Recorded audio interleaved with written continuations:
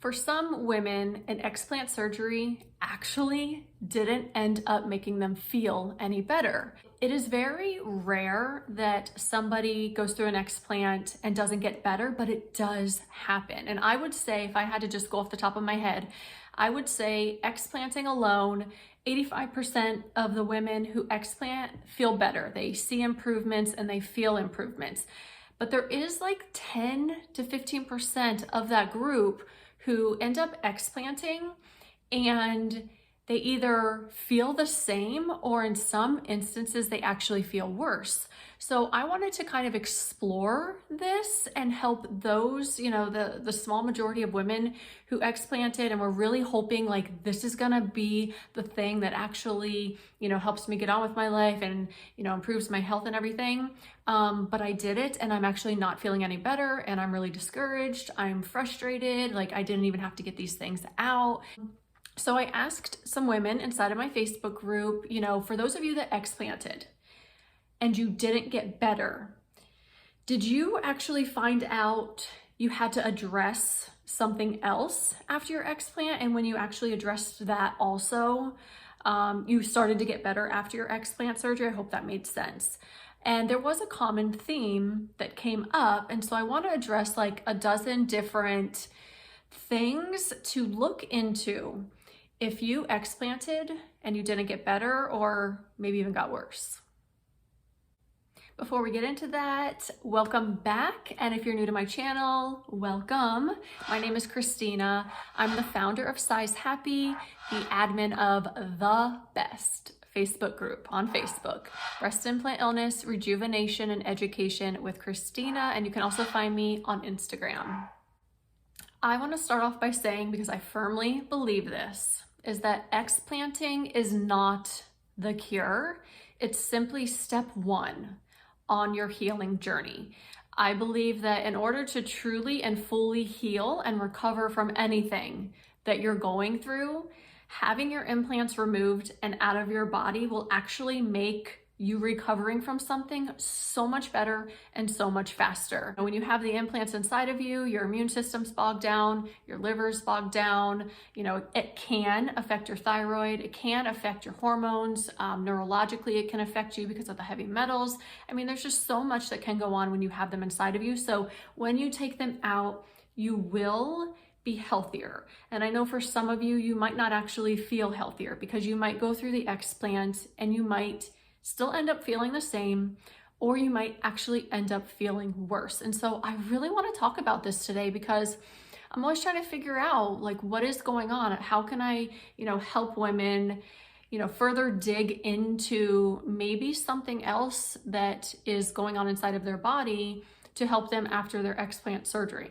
So I'm going to keep this very off the cuff. I have all my notes over here for the things that maybe you haven't addressed yet after your explant surgery, that maybe if you do start addressing it or do start looking into it or getting tested for it, then you will start to feel and see improvements in your health and in your body. First things first is diet. And I will say, I feel like a lot of us that go through breast implant illness, we eat so good. I mean, we feel so bad and we're so like allergic to everything, it seems like, and we're so sensitive to everything, it seems like, is like our diet is typically on point. But in the case that maybe your diet isn't, that would be like the bare minimum basic of where I would start if you're not feeling better after explant surgery. And I would actually also look into taking a food allergy or a food sensitivity test to see if you are sensitive or allergic to some foods that you may not even think about. Like some people are allergic to oats and allergic to nightshade vegetables and like allergic to all these like things that they eat, although they might not feel bad, really bad after eating them, they are sensitive or allergic to it. And it does kind of hinder their healing after their explant surgery. So first things first, if you're not already following like a clean diet, then maybe clean up a little bit more and definitely look into a food sensitivity or a food allergy test. I'm gonna link a lot of stuff down below in addition to this, like whether it be a website that talks about this stuff or a supplement that I would recommend looking into and taking. I'm going to link so much stuff down below. So after you do watch this video, go down there and to the description area and see what else, all the goodies that are down there too. The second thing is your gut support. And again, I feel like everything that I'm going over, I feel like we kind of have already looked into, most of us, because we're just trying to figure out why we feel so bad. And so like we look into all of these things, but there are probably some things on this list that you haven't really considered. So anywho, so gut support. And a way you can do that is simply taking prebiotics and probiotics, bone broth, kefir, sauerkraut, all of that stuff, of course. And then there's also the things that you want to eliminate, like artificial sweeteners, which are horrible for the gut. And then repairing the digestive system and optimizing the flora, especially if you have digestive issues after explant, diarrhea, bloating, cramping, constipation, stuff like that. Definitely doubling down on your gut health after explant would be super smart. And this is just like something I would recommend to anybody who's going through anything or maybe nothing at all, is like just doubling down on our gut health, because our immune system is tied to our gut health. So a healthy gut is a healthy immune system. Now this one is something I would definitely look into getting tested for after your explant if you're not feeling better, if you haven't already. So the Epstein-Barr virus, a lot of women going through breast implant illness have the Epstein-Barr virus. I have the Epstein-Barr virus, and it's not fun. It can bring on fatigue, anxiousness, insomnia, rashes. It could just kind of really make you feel run down. And I had an activation of my Epstein-Barr virus after I got COVID in October 2020. And I didn't even know that I had it when I got tested for it a few years ago. But look into seeing if you have the Epstein-Barr virus. If you do, it is fairly easy to treat. So there is that. Also look into parasites and CANDIDA, and especially if you have like any kind of herpes viruses, whether it's like the mouth version, I guess you should say, for lack of a better word, or the genital, or I did learn that there's a herpes simplex 6, and that's actually the one that's linked to chronic fatigue, and that's something I have that I learned last year. So that's very interesting, but definitely look into getting those viruses tested. I feel like your doctor should be able to do that, or if you're seeing, I think a lot of us see like naturopathic doctors and alternative medicine doctors, doctors that treat us holistically and take a more natural approach, they'll probably be able to test you for these things. This is another big one. Do you have the MTHFR gene mutation? A lot of women come to find out who have breast implant illness have this gene mutation. And if you have this gene mutation, your body has a harder time processing and then releasing or getting rid of toxins. And what are your breast implants made out of? Just cracked my knuckle there.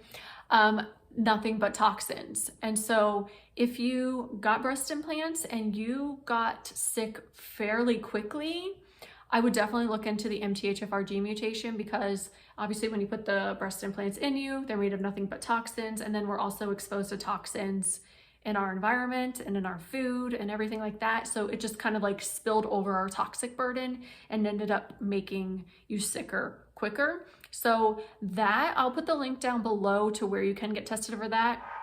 I actually go through somebody, I should say, who can run a test for the MTHFR gene mutation, or you can just go to 23andMe and find out if you have it. But if you do have it, it would make total sense because after your explant, if you do have that gene mutation and you got nitrous oxide, it depletes your B12.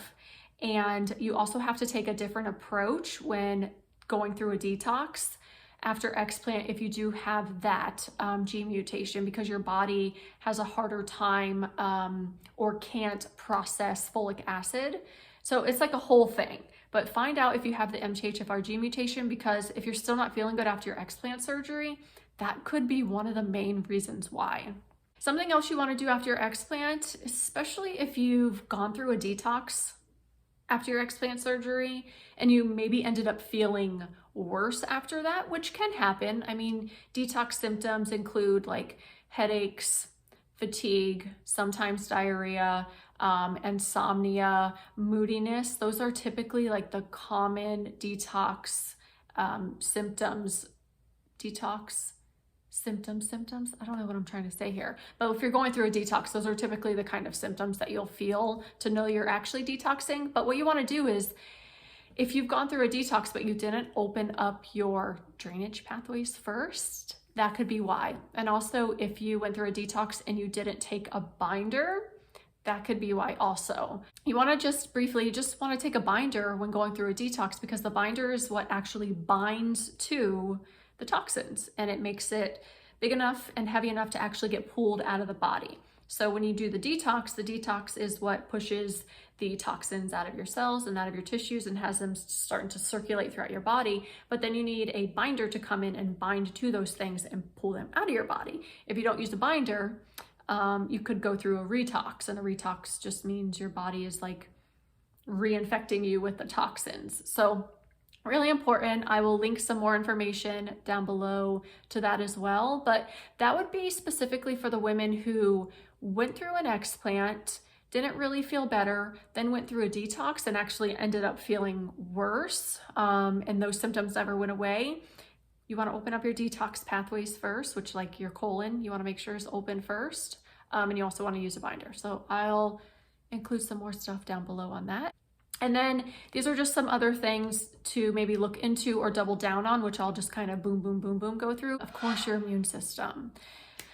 A lot of us have really weakened or overactive immune systems. So just double down on your immune system. Stay really consistent with, taking your probiotics, taking your vitamin C, taking your zinc, maybe even magnesium, stuff like that. And then also, your immune system isn't just taking supplements. It's also like reducing your stress, getting in enough sleep, getting sunlight, staying away from artificial sweeteners and stuff like that. So it encompasses a lot. And then obviously eating well. Look into your hormones, of course, because the breast implants are endocrine disruptors. They mess up our hormones. I mean, to say the least. They really kind of messed up mine, and I'm still working to fix them almost 4 years later. So, if you haven't already, look into your hormones, see kind of where they are, because when you do have a hormone imbalance, it can kind of mimic anxiety and depression, low energy. So if you haven't already, again, I feel like a lot of us have already gone through some of this stuff, but maybe you haven't. And if you're not feeling better after explant, maybe you should. Lymphatic support. I feel like the lymphatic system is one of the most underutilized, talked about, underappreciated systems that we have. I mean, it picks up all of the gunk in our body, and keeping the lymphatic system strong and healthy and moving is so important. So if you've been laying around a lot before your explant surgery, and then you're laying around a lot after your explant surgery for whatever reasons, right? Your lymphatic fluids are probably pretty stagnant. And so a couple things you can do, and I would do these every day, regardless of whether you're feeling good or not, is going on a rebounder for 5 to 10 minutes a day, dry brushing, getting a lymphatic drainage massage like once a month. And then you could do something called hydrotherapy, which is basically you just go in the shower, take your normal shower as you would, but then like for the last 3 minutes, you're gonna alternate between really cold, like as cold as you can stand it, and really hot showers. And you're just gonna go back and forth for like 15 to 30 seconds for just like a few minutes. And that just also helps with the circulation in your body. So those are some things that you can do to really help keep your lymphatic system and your lymphatic fluids going and moving in your body, because our lymphatic system doesn't have a pump like our heart does. So it doesn't automatically push the fluids around our body. We actually need to be doing that through like movement or through rebounding or, circulation techniques like I mentioned. So look into that lymphatic system, and regardless of if you're feeling well or not, that would be just something I would work to keep strong and healthy regardless. Exercising and moving your body, many reasons other than weight loss, right? Exercising and moving your body is just amazing for basically everything from your joints to your skin to your heart and your organs, all of that. Another thing would be to look into your medications. So I know that after we explant, things can like improve, but your medication might be a little bit too strong now. Like your thyroid medicine might be a little bit too strong because your thyroid's improving. So maybe look into some medications that you're taking and see if some of those doses can come down. Because oftentimes even medications can have weird side effects and can keep you from feeling good, right? Or they can bring on completely different side effects just from the medications alone. So that would be something to definitely look into if you are on any kind of medications for like your thyroid or your hormone or your heart or anything like that. And then these next 4 are 4 that were pretty common in the comments that I got back from women who said, when I addressed this, then I started to feel better. Mold exposure. I don't know what it is, but a lot of women said they had mold exposure and they had to address that after their explant surgery. And then once they did, they started to feel better. I live in Florida, so I feel like I'm more prone to be exposed to mold than like somebody who might live up north. But it couldn't hurt to look into to see if you do have any kind of mold in your body that does need to be addressed and cleaned out, especially if you have some mold toxicity symptoms going on after your explant. Mercury fillings is another one. If you have mercury tongue twister here. If you have mercury I keep wanting to say fillings, that would just be a whole nother thing that you'll want to look into. You need to get it done right though, from what I understand. Like you need to go to somebody that knows how to remove mercury fillings safely and properly.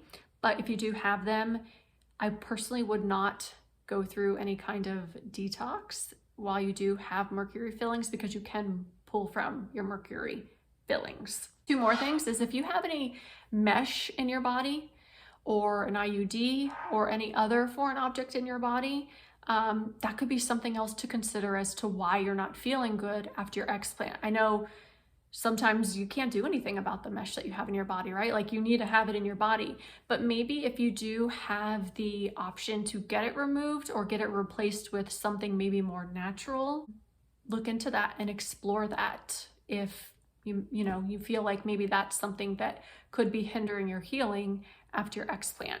And then the last thing is autoimmune diseases. So a lot of women have autoimmune diseases that have breast implants and breast implant illness. I know somebody who didn't even know she had an autoimmune disease until after she explanted, because she explanted and she still wasn't feeling like too well. And so they kept doing tests and everything and come to find out she had an undiagnosed autoimmune disease. So it can happen to where you explant and you think like you don't have an autoimmune disease, but then you explant and you're like, okay, I think I should be feeling better by now, and you don't, and you still do the test and then you find out, wow, I actually did have one. So something else to consider is like if you do have an autoimmune disease and you explant, I have heard from women saying like their explant surgery recovery was a little bit harder on them because they already had an autoimmune disease. And so their body's just already, having to deal with that. And then now you're dealing with a major surgery, the anesthesia from that, and the recovery from that. And it can really flare up some autoimmune diseases that you're already experiencing. So these would be just like some things to look into and maybe some things to consider or double down on after your explant if you feel like you aren't getting better and maybe you're getting worse. And then just to kind of recap everything now in like a bullet point. So your diet, gut support, look into seeing if you have the Epstein-Barr virus or parasites or Candida or any kind of herpes viruses. Look into the MTHFR gene mutation, and then making sure that you're detoxing correctly. So opening up your drainage pathways first, going through a detox, taking a binder, and then remineralizing after that. And then of course, doubling down on like your immune system, looking into your hormones, keeping your lymphatic system strong, Make sure you're always moving your body and staying active and getting outside, whatever form of exercise that you feel like you can do. Look into some of your medications. Maybe they're becoming too strong. And then mold exposure, mercury fillings, mesh or any other kind of foreign objects, and then some autoimmune diseases. Maybe there's some that are unchecked, or maybe the ones that you do have are just flaring up right now. So just some food for thought. I just really wanted to maybe uncover something that maybe you haven't thought about, or maybe you haven't considered, or maybe you didn't even know about. If you're not feeling good after your explant surgery and it's been like 6 months, a year, it could be something else that needs to get addressed before you can actually really start feeling better and feeling some noticeable improvements. So if there's anything else that you want to kind of add to this video, something that has helped you after explant surgery, and like once you addressed it, you're like, oh, I started to feel better after I like addressed this, share it down below in the comments and let us know, because I mean, I'll be the first to admit I don't know everything. I just really wanted to help anybody who's not feeling better after explant surgery.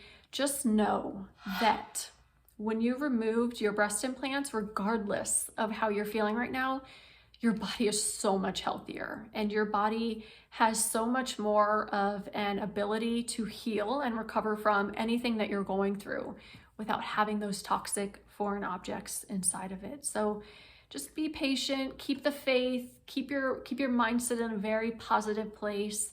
And I hope that this helped in some way, and I'll see you on the next video.